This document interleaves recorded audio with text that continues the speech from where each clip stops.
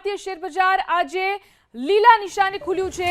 કારોબારી સપ્તાહના પ્રથમ દિવસે લીલા નિશાને ખુલ્યું માર્કેટ। સેન્સેક્સમાં 60 થી વધુ પોઈન્ટનો ઉછાળો જોવા મળ્યો તો નિફ્ટીમાં 180 થી વધુ પોઈન્ટનો ઉછાળો નોંધાયો છે। તો ભારતીય શેર માર્કેટ આજે લીલા નિશાને ખુલ્યું છે અને સેન્સેક્સમાં 600 થી વધુ પોઈન્ટનો ઉછાળો નોંધાયો છે। નિફ્ટીમાં પણ 180 થી વધુ પોઈન્ટનો ઉછાળો।